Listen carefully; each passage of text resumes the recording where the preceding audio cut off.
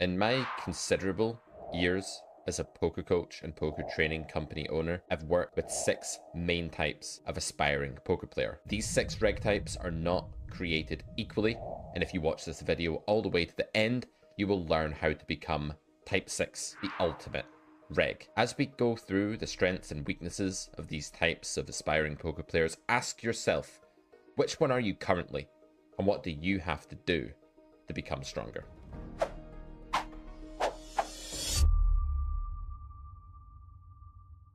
Guess what?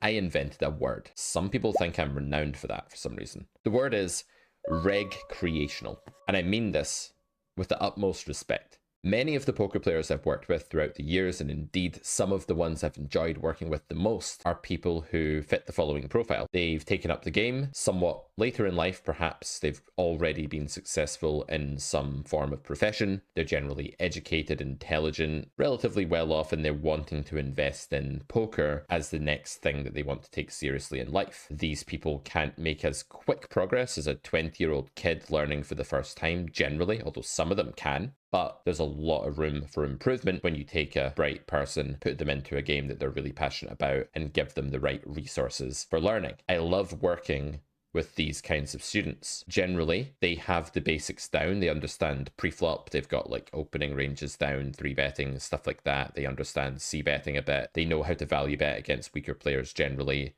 They might have some like bad ideas polluting their thought process that they've picked up from watching certain like learn-entertainment poker content on YouTube or whatever. Not like this, which is deadly serious poker academic content. And if you are the recreational, the thing to do next is to get better at the game, right? And it's to get better in the following way. You want to entrench a deeper theoretical framework of ideas into your poker mind. I made the Carrot Poker School because I wanted to give all walks of poker player, all sorts of regs, access to a comprehensive, fully thought out, structured course that leaves no stone unturned, that talks about poker in the objective sense of how EV works and why, and builds foundationally from grade 1 through 3 on some core concepts of how the game works, what I call the laws of physics of poker. People are recreational and not one of the stronger reg types that we're going to talk about in a minute, because they just lack that objective knowledge of poker theory. We don't want to copy poker theory, we don't want to play in the same way that solver does in every spot, but we want to get to the point where we can look at a sim and understand what the objective concepts are that govern the play of the solver at equilibrium. If that sounds like you and you are about ready to embark on a more serious formal poker education that's going to fill up that cohesive web of ideas. By the way, the other type of recreational player that I often coach is a professional poker player who is recreational. And you might think that sounds crazy. How can they be recreational and a pro? Well, poker's a relative game, right? Your skill level relative to your opposition is what determines your win rate, not your skill level compared to some 500 NL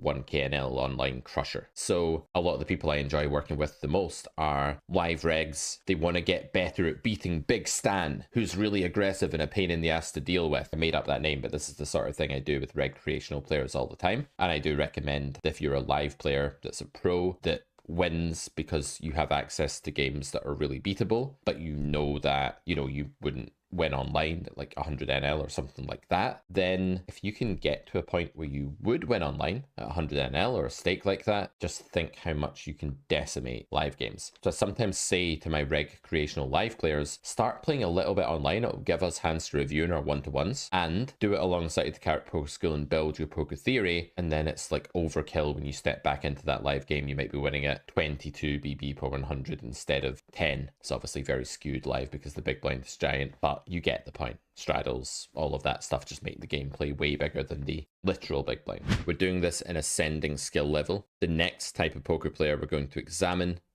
is the volatile aggro reg. This player type is a bit stronger usually than the recreational, but has a ton of both technical and mental game leaks. I've taught a lot of volatile aggro regs and they just can't help themselves. They're sort of addicted to the feeling of winning pots, especially by bluffing. They don't like the idea of not winning a pot where they've invested a certain amount of money. They tend to go off the rails quite easily when things don't go their way. They have a sort of hate losing tilt. They might play very long sessions trying to recoup losses and just bulldoze their way to profit all the time. Sometimes they grew up in some kind of situation where they were bullied or had to defend themselves a lot, or it was like a dog eat dog environment that they were in. An industry like that has conditioned them to be overly fight happy and not know when to fold and when to back off and when to shut down bluffs, essentially. These are generally losing players in 50NL plus online, but they can win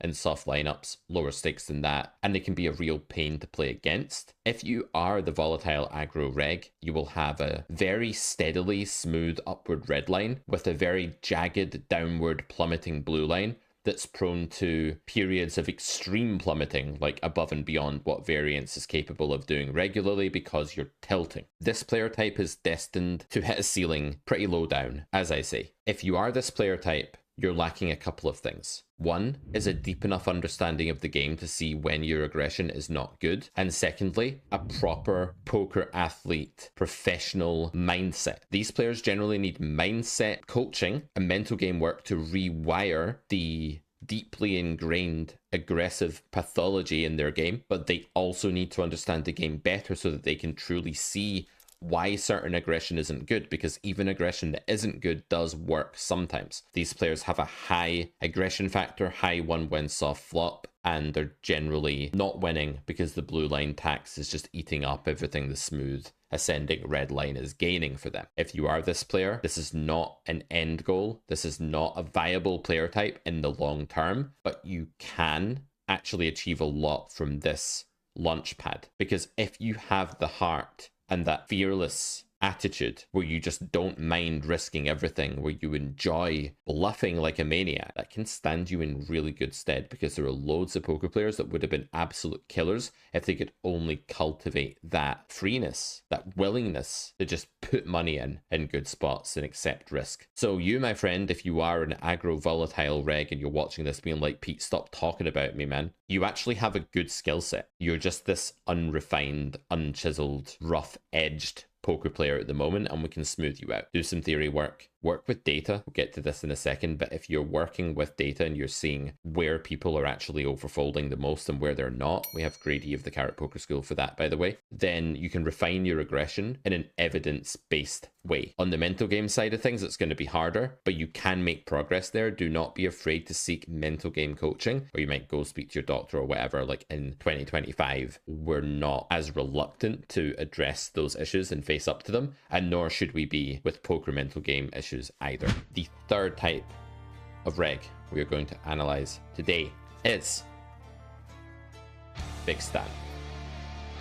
No, we're not really going to analyze Big Stan. I think you get the idea. He likes to have 2 beers at the same time while playing poker, and that t-shirt says "Bat Bad" because it's made by AI, but I'm pretty sure it's like in the font of Iron Maiden. We get the idea with Big Stan. He's not a very serious dude. He likes Iron Maiden. Those two things don't necessarily need to go together, but they often do. I like Iron Maiden too, by the way, so not shitting on any Maiden fans out there. Anyway, let's get to the real third player type we're going to look at today, which is the ABC reg. One of the most common types of poker player that I've worked with. They have some potential. They understand some of the nuts and bolts of the game, but not enough of them. And because they are more conservative by nature, more drawn to taking the safe option, they don't have the theoretical knowledge to justify aggressive lines to themselves. And so they feel this inner resistance to aggression. They fold too much. They're sitting ducks to the MDA style reg. Because these players are so abundant, population data at low and micro stakes is largely driven by their playstyle, which means that more astute professional MDA regs that we're going to talk about later, they're better poker players than the ABC reg generally, and also the ultimate reg, whom we're going to finish with, are going to tear this player apart, because this guy or gal is just far too one-dimensional, cagey. There are not enough good lines on this player's radar. Their game is just far too simplistic and in the direction of nittiness. If you are the ABC reg, you will have a plummeting, hemorrhaging losing red line. You will have a smooth winning blue line, but your green line will never really get off the ground. You'll feel like you're winning sometimes. You'll go on 11 buy-in upswings because you're not like a huge losing player, so you're capable of these upswings, and then you'll start losing. You'll lose it all back again, and you'll wonder, what is going on here? Like, why am I just like losing all of my profits every time I'm up? And it's because they're not real profits. You're a break-even player. Most ABC regs are around break-even. What do you do if you're an ABC reg? Well, again, you need to learn more theory. But here you've got to be careful, because it's very possible that you can learn more theory and remain an ABC reg because you don't spend enough time on your weaknesses, which is really drilling down on the logic behind aggressive actions and bluffs. You need to get good at understanding why the solver bluffs, where it bluffs, where is bluffing good in exploitative reality. And here's the biggest thing for the ABC reg. You have to get used to getting your hand caught in the cookie jar and that being okay. The human instinct to not take risks in front of other people comes from a deeply ingrained desire to remain part of the tribe, to not become socially disgraced or estranged from the tribe that will protect you and allow you to pass on your genetics. That sounds like extremely like reductive, but I am a big believer that evolutionary psychology explains a ton about poker players and their various leaks. So get a theoretical education, understanding, build your web of ideas for sure, but have a focus on the aggressing, hero calling, not folding, relative hand strength. ABC regs are really bad at relative hand strength, right? They're so boxed into their thinking and their rigidity of thought that they'll see ace high as ace high, not as a value bettable hand on deuce deuce 7, right? They'll see king high and a flush draw as a chasing drawing hand and not as a high implied odds bluff catcher that's already beating most of villains' bluffs. They will see a chance to bluff as a scary situation where they might be made to look silly and not as an opportunity to generate edge. ABC regs also have mental game leaks to do with aversion, risk aversion, and I'll be honest, sometimes that's like a really deeply ingrained thing that I've struggled to actually get a student to shake off. I've helped some ABC regs become more aggressive. It's so much easier to get the volatile aggro reg to curb their aggressive instincts and dial them down a bit and perfect their game than it is to get an ABC reg to break out into good aggression for the first time. This is an upward battle if you've been playing like this for a while. It's not unfixable, it's harder, and you might need coaching. And now, in the blue corner, weighing in at 46 pounds, the GTO Reg.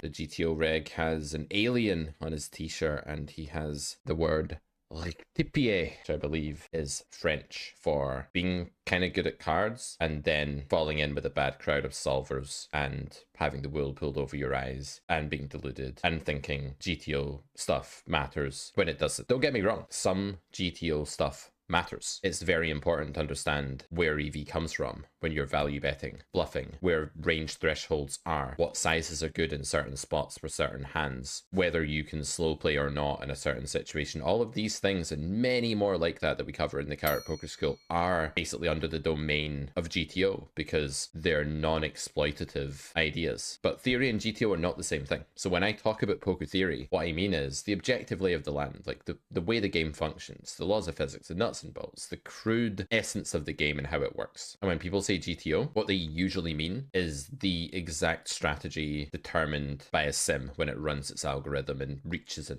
pseudo equilibrium, right? A point where neither strategy can really be improved at all or can only be improved microscopically. So the problem with the GTO nerd is, the GTO reg, oops, I misspoke, is that he was on a good trajectory previously, probably an intelligent person that's quite good at strategy games in general, but the GTO reg got lost in the wrong sort of stuff. They're caring too much about mimicry. They're caring too much about balance, range composition, bluff to value ratios, and overall strategy. They have main character syndrome a lot of the time, whereby they might be thinking, how do I build my own range so that it's exactly X? So I have like 5 bluffs for every 7 value hands, and then like I choose these blockers but not these ones as a way of building that strategy. How do I build my own temple of perfection? As if by having the right bluff to value ratio that magical elixir will fall from the sky and propel you up to the next stake. It doesn't work that way because EV is the thing that governs your win rate, and EV can be learned theoretically by studying poker theory and to some extent by studying GTO solutions. But you have to be careful with the latter because a GTO solution contains the raw essence of all of the good stuff, the value betting thresholds, the sizes that make sense for a certain type of situation, whether you have to bluff, whether you can bluff, all these kind of things, whether you can fast play or slow play. But it also contains a bunch of noise to do with the preservation of being in an equilibrium. Like, you wouldn't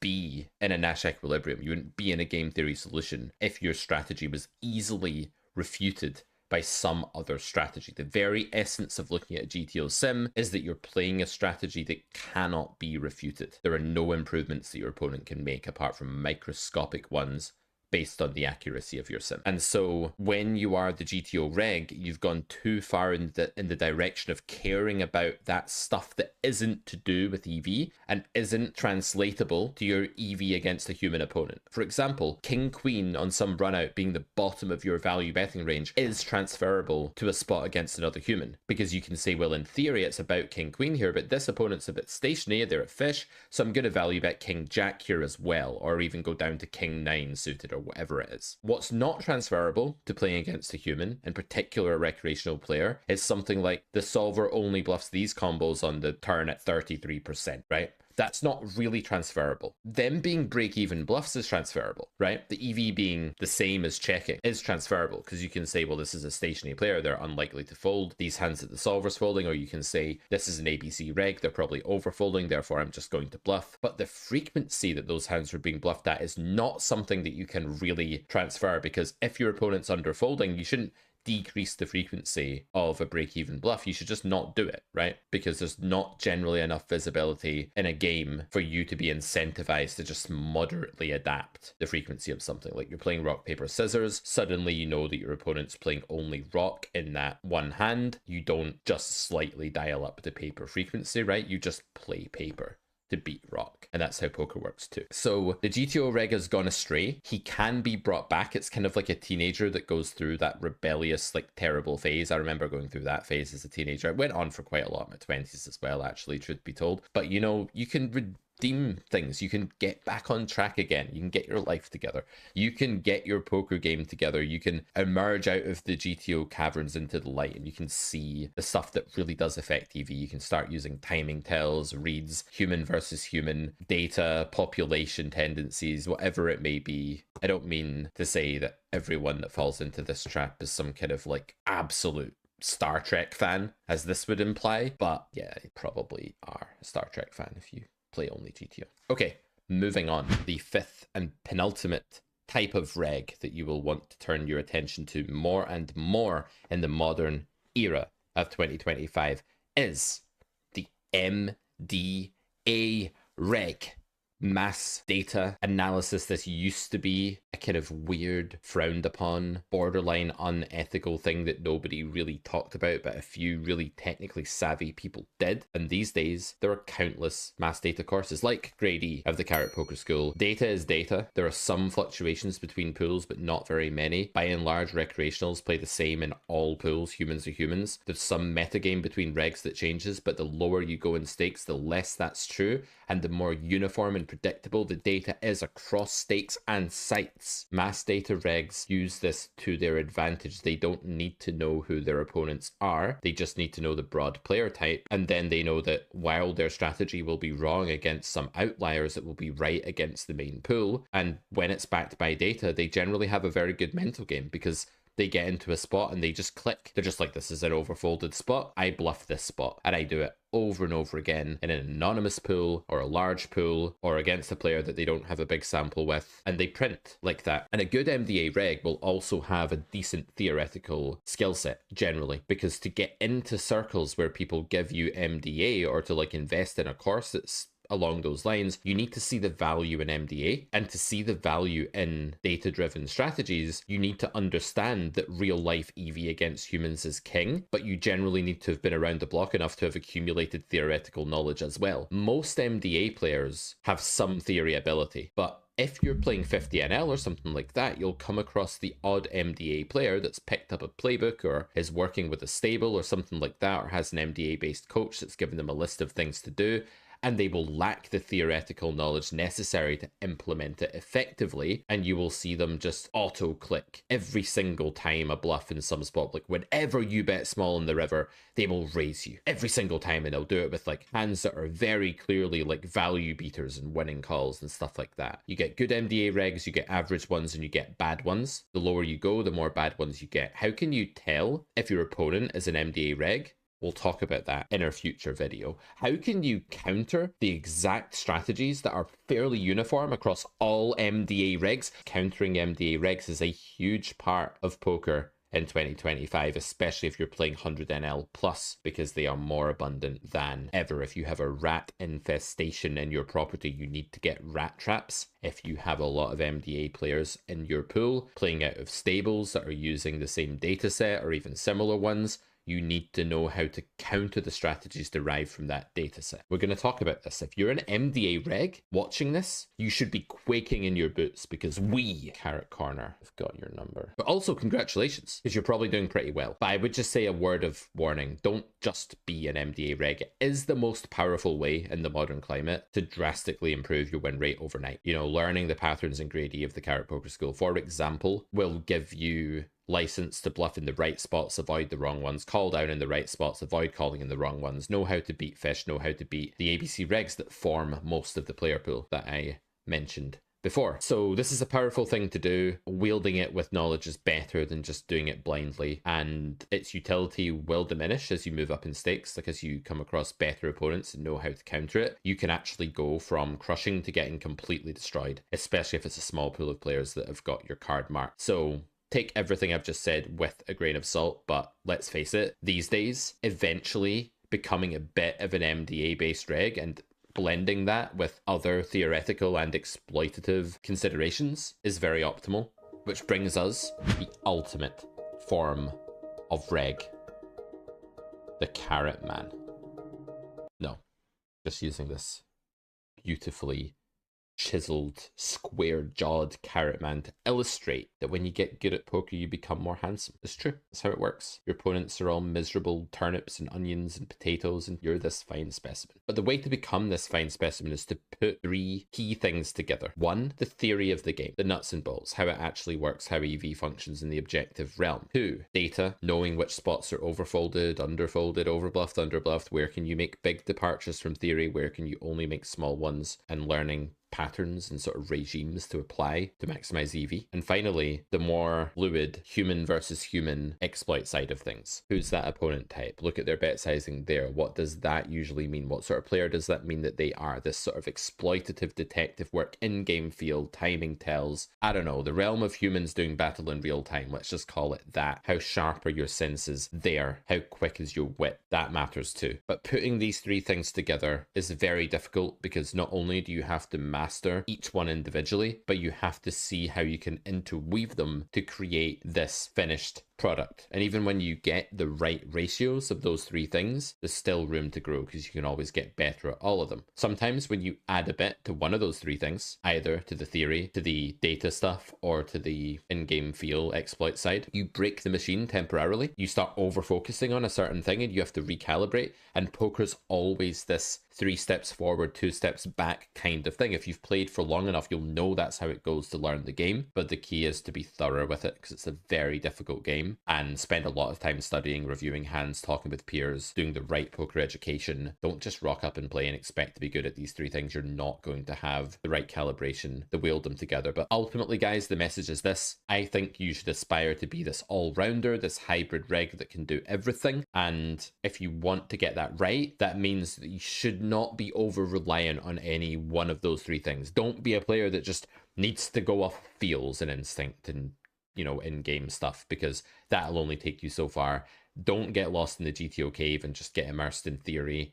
Do get immersed in theory, but in a healthy way where you don't lose sight of EV being the holy grail. And if you do work in the dark arts of mass data, then remember that it's not the only consideration. It sets the baseline and you still have to understand how big your deviations are You need to know a bit of game theory, and you need to know how the game works, but you also need to be sharp and astute and pick up on things at the table that might make you want to deviate. These three things are so interwoven, you can't separate them. I like to think in our content that we demonstrate how to wield them as one, even though they are three distinct weapons. And if you want to get more of that, check out Carrot Corner after this video, which is now, because we're bringing this to an end.